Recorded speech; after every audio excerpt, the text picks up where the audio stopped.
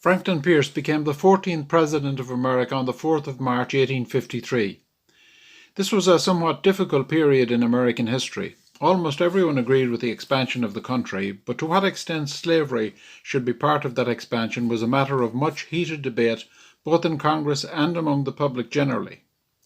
The northern states consisted mainly of free states, and the south were mostly consisted of slave states. But the real battle was over the territories in the west and the northwest, and whether they should be slave or free when they were developed as states.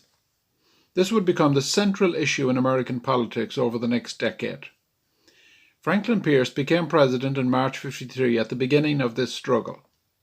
Pierce was born into a political family. His father, Benjamin, had fought in the Revolutionary War and later in life had become a farmer and innkeeper. He was also involved in politics, and by 1827 he had become governor of New Hampshire. Franklin was born in 1804 and went to college in New Brunswick in Maine. Later he studied law and was called to the New Hampshire bar in 1827 at the age of 23. The following year he was elected to the state legislature in New Hampshire. He also joined the local militia, took matters very serious in regard to militia, and moved up the ranks very rapidly and became Brigadier General during the Mexican War in 1847. Throughout his life, Franklin Pierce tended to mix his military and political careers.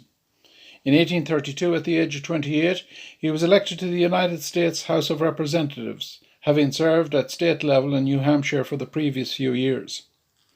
In regard to his personal life, Pierce married Jane Appleton in 1834. They had 3 children, all of whom died tragically in childhood.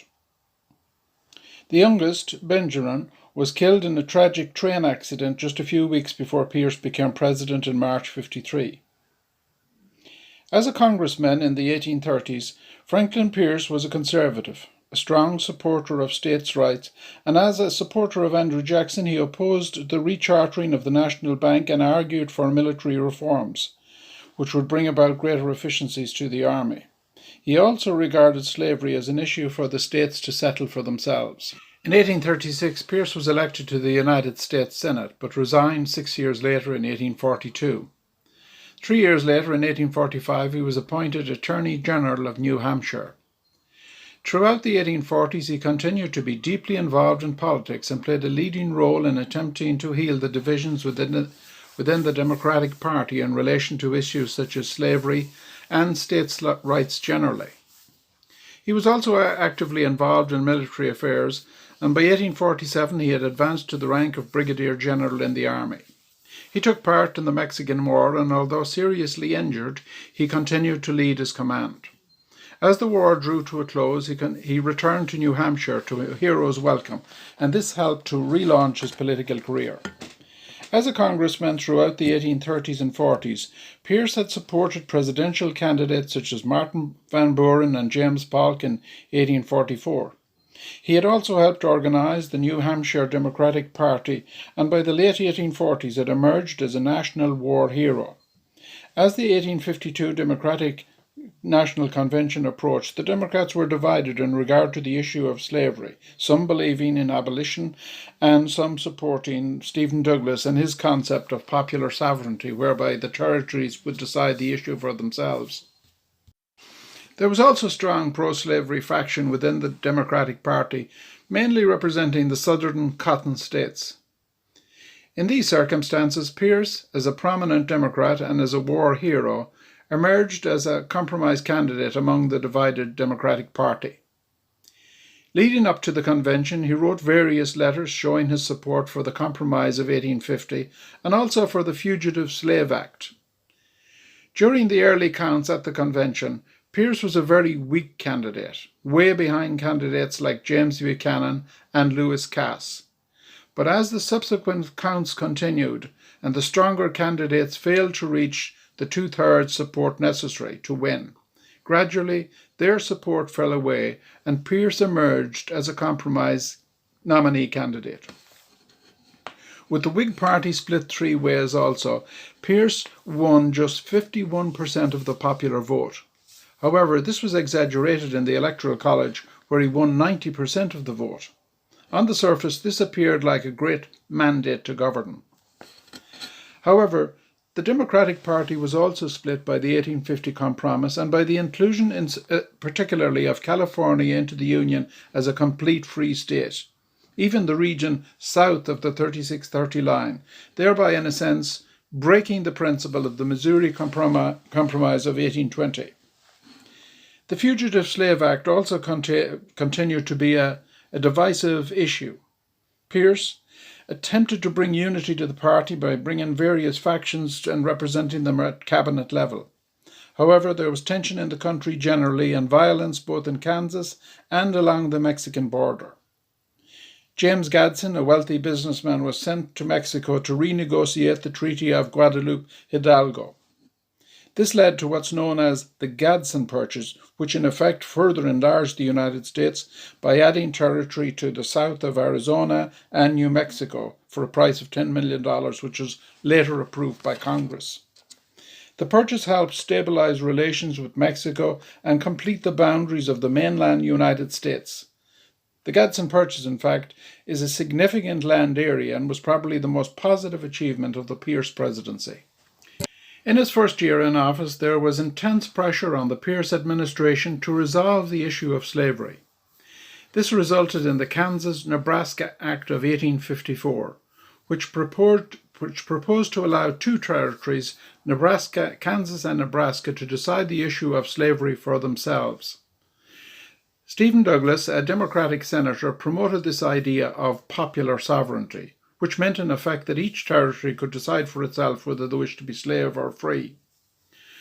Pro-slave Southern politicians argued that admitting California as a complete free state into the Union broke the principle enshrined in the Missouri Compromise of 1820, and therefore the 3630 parallel no longer applied, thereby allowing northern states to have slaves if they so wished.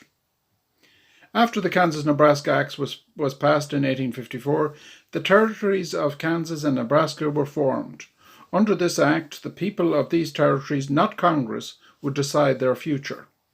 This led to the main focus of political activity moving to Kansas as pro- and anti-slavery groups clashed in the struggle to determine the future of the region.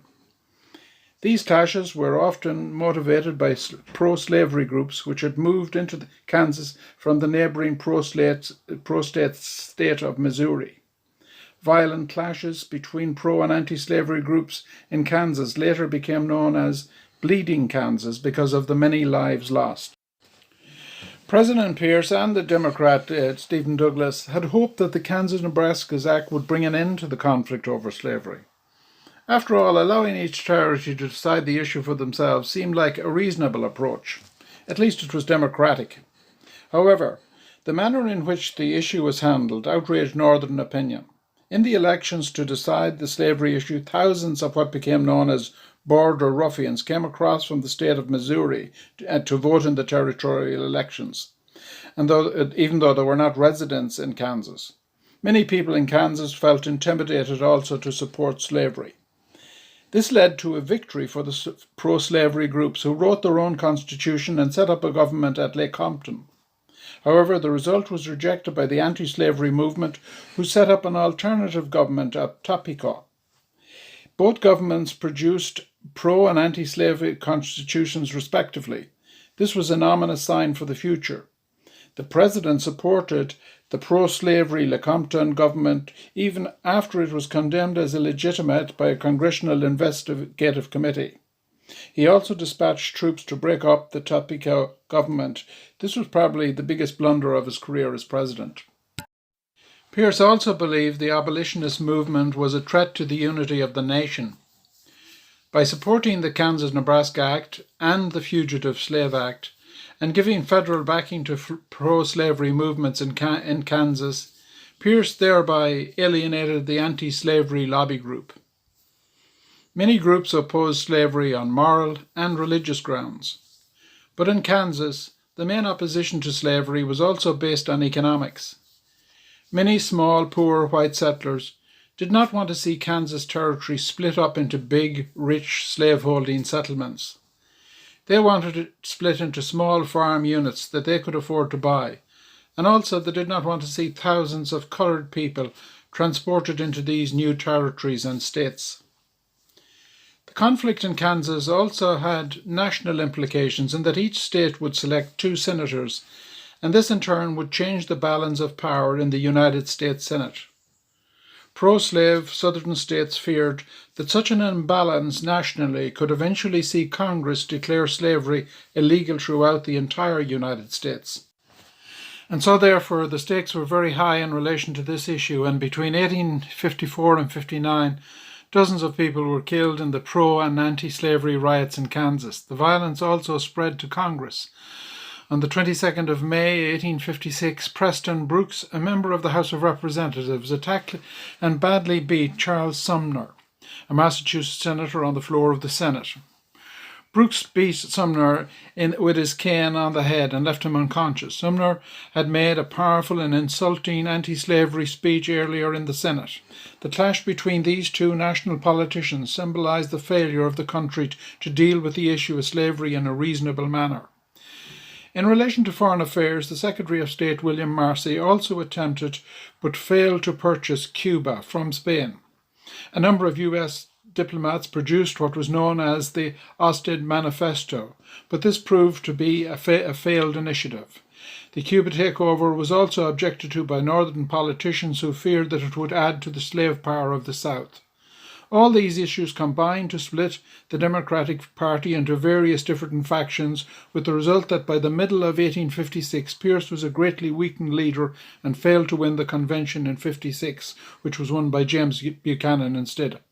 Franklin Pierce is regarded by historians as one of the weaker presidents in American history. He failed to understand the convictions of the anti-slavery lobby group and the abolitionist movements in the northern states. He believed the Union could best be preserved by the protection of slavery as an institution. In this regard, he was out of touch with the spirit of the times. He died in 1869 and is buried in Merrimack County, New Hampshire.